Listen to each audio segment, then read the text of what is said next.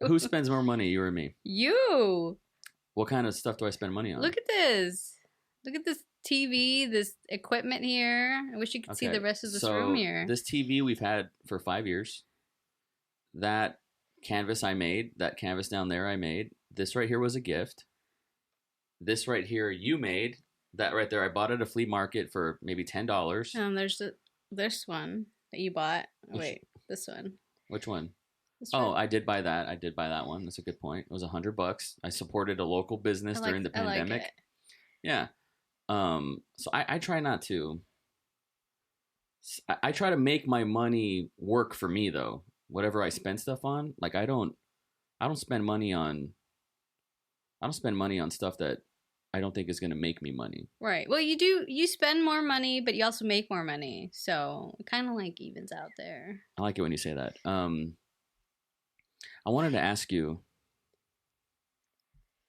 we are approaching on May 1st our 8-year anniversary.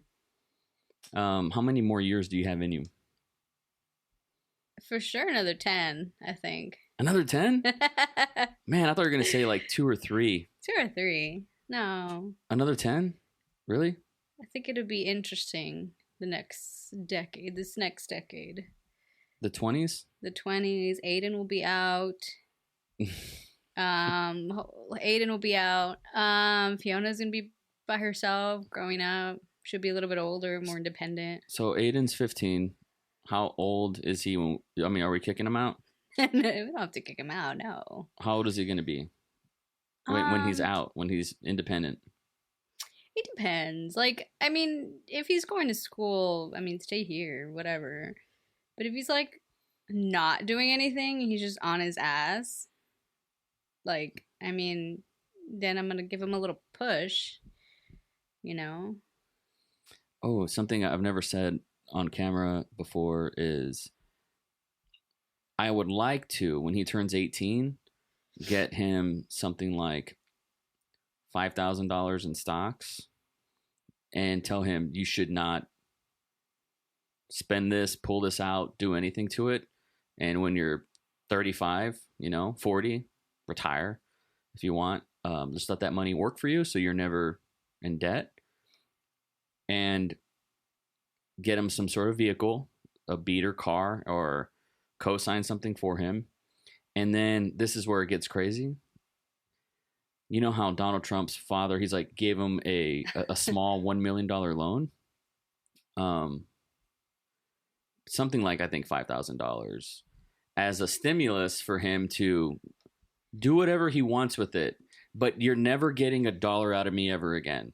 Like with that provision of, do not ask me for anything. I'm never going to help you unless you're dying, but I'm never going to help you pay your rent. I'm never going to help you do anything. If your car breaks down, like you need to become. You're going to help him with the car? Resourceful? No, I'm not going to help him pay for it. No, pay for it. Yeah, not pay for it. Help him. Tell him like, yeah, go here, go there, get it checked out. Here's what this thing is, of course.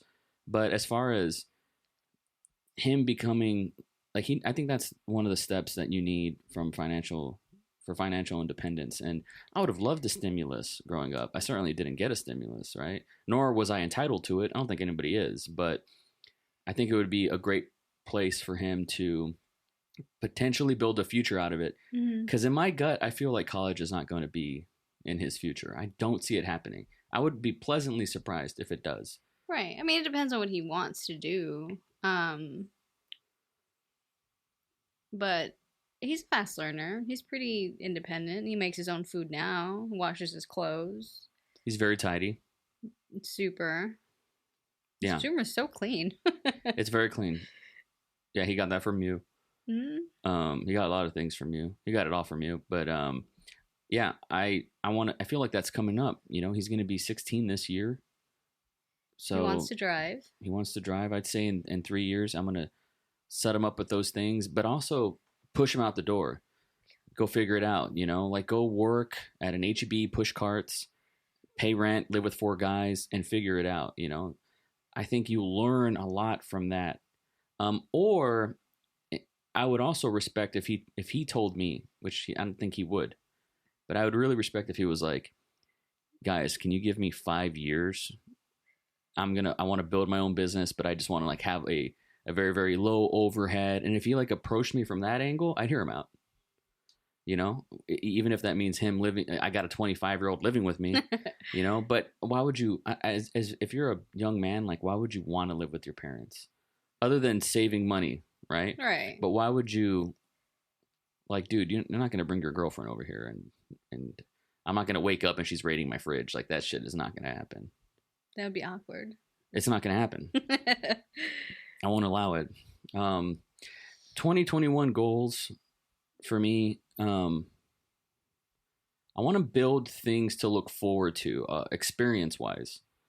I think it's a reaction from coming out of the pandemic. A reaction of, we didn't get to do anything. We didn't get to really share experiences. All of us had our birthdays at home, you know. Okay, cool, we did that. Let's do something different this year. Let's have some experiences. That's worth spending money on because you can take that with you forever, building memories and all that kind of stuff. In March, God willing, if everything goes well, we're going to New York City, just you and me, fuck the kids. And that was one of those things I wanted to plant into the future, something to look forward to. And I think I think we can look forward to it. This will be the first time you and I have traveled really anywhere. Yeah. First time in our relationship. It's a long time coming. Yeah. What do you want to walk away with from that? I mean, so I've never been to New York. You have. So that'll be interesting for me. I'm just gonna I just want to soak it all in and just like take advantage of it as much as I can, because who knows the next time I'll be able to go. I just want to see. I just kind of want. I mean, I guess that's another resolution too. I want to get out a little bit more. I want to try to travel a little bit more. Because of anxiety, I don't travel as much, nor do I care to. But now I'm trying to take a little bit more control of that to get out. I think it not being a car ride is super helpful because I don't like being in the car. But you've never shitted inside an airplane. No. Talk about anxiety. I mean, you start rethinking your whole life. Why? It's a bathroom. I've been inside a toilet in a bathroom, inside an airplane, and I thought, man, I thought I had planned this better. You know, you start thinking I got to go back and I got to sit down. I'm not just talking about taking a leak. Right. Yes, I know what you're saying. I got to go. I mean, I should have brought my own toilet paper. You start having these conversations with yourselves. I'm trying. This is not helpful, though. It's not helpful, but but that was like in the beginning when I first started traveling full time. I mean, but with you, I think it's going to be. You're going to be traveling with somebody that knows his way around stuff, and it's super fun and simple. And we'll probably be wearing masks. You know, it's still going to be people are going to be more conscientious, hopefully, than the last time I've traveled, which was last March. So, hopefully, I don't have anything on my plate for work. Either way, I want to be requesting that time off, and I will not be bothered. I want to walk away with it. Like, here's the thing. So I'm used to traveling with 4 bags and like a gear bag and like all this crazy shit. I almost don't want to take anything. Like, I just want to take just bare minimum. Like a carry-on, like a fanny pack that has my toothpaste and charger, toothbrush, and I just want to have like one backpack of stuff that has like underwear, socks. After that, I don't care. Like, I don't want to take anything. And I kind of want to come back with stuff, right? Right. I want to come back. Like, I want to take a bunch of disposable cameras, and I keep doing this. This is my disposable camera and not take anything on my phone. That way, those pictures are precious. You know, like, I'm super romantic. This is like the time to be romantic, going to New York City. So that's a really exciting thing for me. And quite frankly, like, I feel like you and I need it. Yeah. I mean, we've been at home with everybody for a year now. Going on a year. It feels like longer. For me, it feels longer. Right. I've been working from home for about 3 years. And so I'm used to, maybe I'll film stuff and I'll come back home and I'm going to edit at the house. You know, when everybody's winding down, I'm always like on mode. And so it's hard. It's hard. You know, getting out is definitely something I want to add on my list this year. It's weird that it's this year. It's now. Well, now you can say that. Today you can say that. Yeah, it's happening right now. I've got like 10 weeks or something. Maybe a little bit more. Before what? Before we leave. 10 weeks. Okay. About like 10 weeks. It's going to go by fast. It's going to go by fast. Yeah. I'm looking forward to it. And after that, I want to book something else. And when and if I start traveling back with work again, and we get to go to these exotic places. Like Hawaii. It'd be cool to take the family. I mean, I think people do that. And I would do that. Right. And it'd be fun. And I would be that guy, you know. I would be that guy and I would actually be able to enjoy it. You know, I'd be able to maybe show up there 2 days earlier or at least leave 2 days later, something like that. That'd be fun. That would be really fun. So I feel in a pretty good position going into 2021. I feel I learned a lot in 2020. I learned a lot. And it's not just something that went in one year and out the other. I'm going to stick with it. And it's gonna serve me. I'm gonna be able to use it. I think we got kind of spoiled before the pandemic. We took a lot of things for granted. We just expected things to be a certain way. And now that we know things aren't always certain, you can adapt to that. And I think it helps the pressure and the stress, at least for me. Yeah, I remember it was like the end of February and you know, we had like reports from China coming in and I was like, oh, okay, you know, good to know, but I am in the US, right? And I didn't even know what the 2020 how it was going to be different. I just felt like at least for me, like in my own little bubble, I didn't feel like anything was going to change for me. I just felt like I wasn't going anywhere. Like creatively or mentally, emotionally, I just kind of was stunned a little bit, I guess. And then on my birthday, it was a Friday. That's when, you know, lockdown happened. So when did it happen? I don't know if it happened during the day or like in the evening. You know, as like I'm blowing out my birthday candles, I'm just thinking, oh, we all have to like stay in now. And it's just like, I feel like what a waste of a day of a birthday. So it kind of just didn't even feel like a birthday at all. Because I felt like everything came crashing down that day. Also the day that Breonna Taylor got murdered. March 13th? I think so, yeah. I think it was like that night. Wow. So I just felt like, well, let's just forget my birthday this year. Too much is going on in the world. Quite an experience. And then everyone else here had their birthday at home. So there was that. So I just felt like I wasn't going anywhere at the beginning of the year. And then all this stuff happened. And then things got pushed back. But then I kind of pushed myself in a different direction of, okay, well, let me work on my art and let me work on the business a little bit. And let me plan for the last couple of months of 2020, if we could have that at least. So I felt like things turned around at the end there, like slightly, you know, on a personal level. Yeah. And I'm really proud of what you're able to accomplish amidst the pandemic in 2020. And I feel like we have a pretty good infrastructure for our business, Indie Darlings, to really take it places we wanted it to go last year. But I think for me anyways, I feel like I did a lot of mental exercise last year to take us to this year. And I'm a very, as you know, I'm in my head type of person. So to be able to apply those things to what we're going to do this year makes me really excited. What are some goals for you, creatively speaking? Like, and more specifically, I'm very curious, what do you want to do consistently? Like, what are the new habits, new routines, however you want to phrase it, that you want to build and you want to set that you can carry into this year? Well, one thing. So last year I did the Inktober, and that was super fun and crazy at the same time because we were moving, and I really pushed myself. I didn't think I could do art every day, given a prompt, and then you uploaded whatever, right? And so I did this also on the iPad, which I'm not like haven't been really used to, but this year I really got into doing art on the iPad. So that's been a whole new thing for me. But so I learned a lot for myself there. But I do want to try to do art.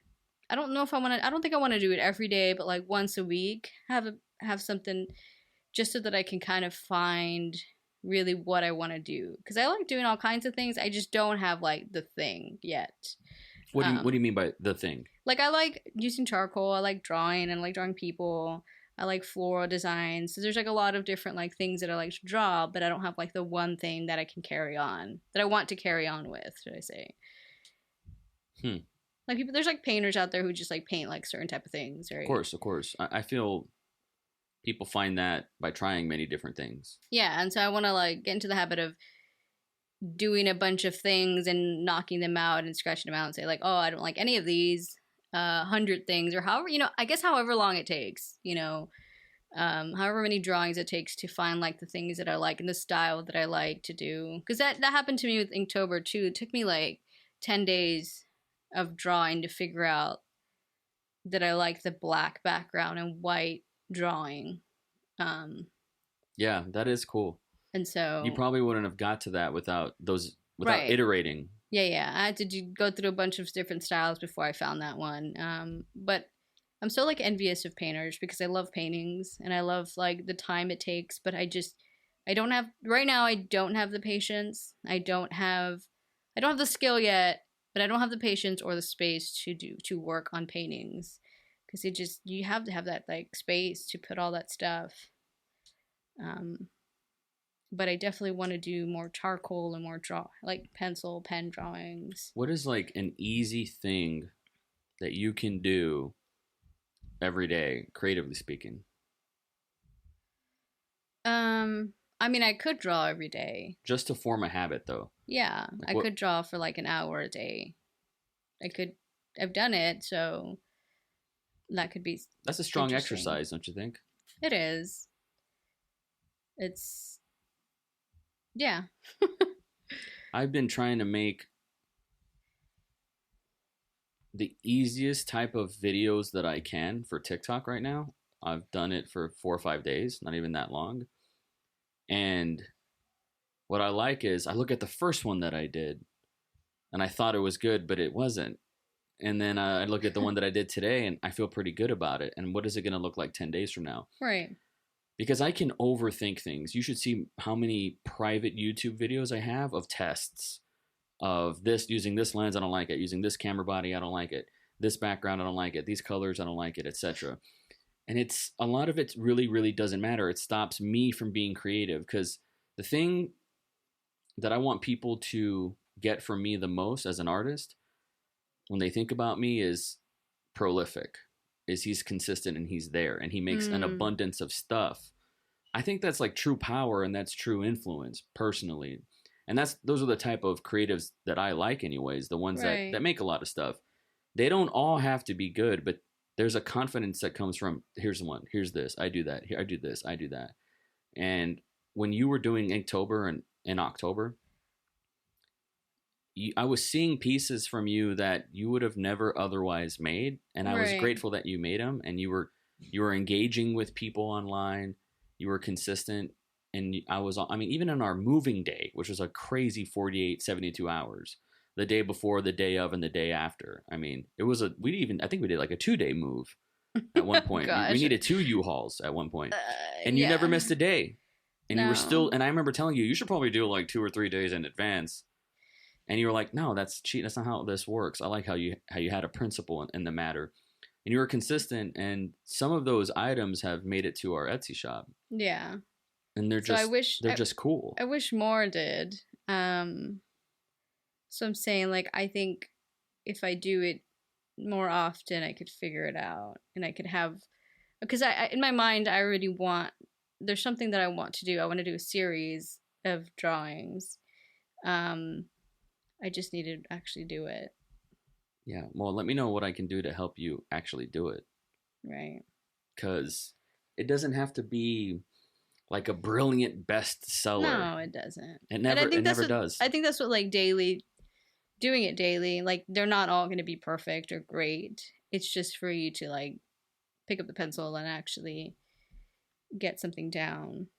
Yeah. I mean, I guess I could say same for writers, you know, Mm-hmm. actually get some words in. I think the only way to build enough of a reputation and get our brand out there to make enough money to do that for a living is to definitely be consistent and to not be precious about what we do, but to just be ourselves every single day and show up. That's the stuff that's missing online. And I think that's what's holding a lot of people back. And it's certainly been something that's held me back. And so hopefully you do that. And there's still a lot of time left in the day to do it. You know, this is something that we set on schedule for us a couple of days ago, and we're doing it. I know. It's maybe crazy. Like 45 minutes late, but no. To me, it's my fault. I like committing to that. Right. And I hope I mean, I feel like it lies mostly on me, but I hope that I can, like, I want to do this weekly. I want to talk weekly. Hopefully I feel like I could commit to it. Granted, you don't have any roadblocks. No. You'll be fine. I think we can commit to it. I think You don't think we'll run out of things to say? No. When that time comes, we will implement something to add variety to it. Like I'll have a computer up here, okay, and we'll talk about some videos or even TikToks or art that we can commentate on and say why I think why this works or whatever, or anything just that you feel like you want to express. Like we've been together for so long. Like I personally don't feel bored of you. I learn new things I learn new things about you, and I'm still curious. So I think we'll be fine. We also talk a lot, so maybe this will help me. This will help me save stuff for the show. Yeah, and I don't know if people know that. I feel like people know that you talk a lot, and you can talk a lot. But we do talk a lot. I also feel like 60-70% of the conversation is you, though, which is okay with me because we're opposites in that way. So it works out. I'm not like, because you're on a different energy. I mean, you're a whole other level. Like, you're on a different level here, energy wise. And I'm just not that. No, I'm always thinking about what. It's like wrestling. Okay, I'm in the ring, but I'm always thinking about what is the kid in the crowd thinking about what I'm doing in the ring. So what is the person that's listening to this thinking? What is the person that is watching this thinking? I'm always tethered to that person. And so I just try to anticipate what they want from this first, and try to give it to them. I'm always thinking about that. My brain is always wired for them. So we're winding down here. What do you want to talk about, for people to look forward to the next time we do this? It'd be cool. Ask us anything you want. If you want to talk, I'm really open to talking about our relationship. In a way, it's secret. In a way, it's kind of like guarded and protected. I think so, because I really don't talk about it unless I talk about it with you. When I go on other people's podcasts, I will say, Claire's the best. Her butt, this and that, all this stuff, of course. But when it comes to, it's not just, I don't lead with that per se, because it's my relationship. It's private, and all that.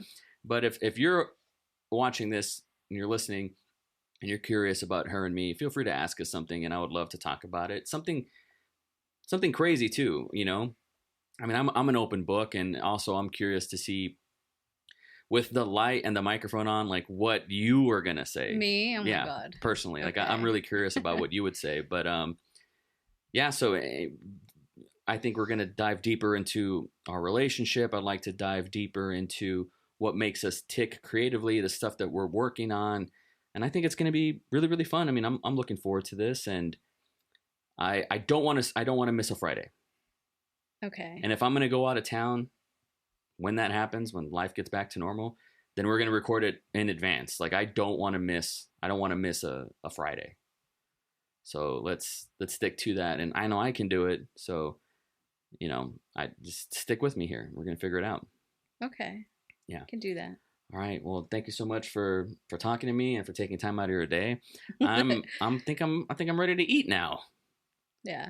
So I'm trying to not, I'm trying not to look so bloated on camera. But I think I'm ready to eat now. And so let's chop this up. And I love you guys so much. The listeners, thank you so much for listening. You can find this on Spotify, wherever you listen to podcasts. Check it out on the Indie Darlings YouTube channel, where you can find other podcasts as well. Visit indiedarlings.net. And if you use offer code IndieAF, don't you get, what is it? Like 20%? 20% off. I'm really grateful that a friend of the show who's been on the podcast before, Jake Cole, purchased one of these Indie Darlings beanies just because I posted a TikTok the other day. He was like, yo, I'm going to buy that beanie. And he did. And I thought it was so cool. I feel like I didn't even have to do anything. But people that want to rep that and know what we're about and know what we live for and what makes us tick, if you want to support that, visit indiedarlings.net. Use that offer code IndieAF to get a little discount.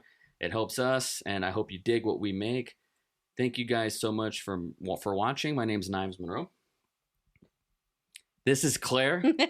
She obviously missed her beat, and we'll see you guys next Friday. Thanks for joining us. Bye.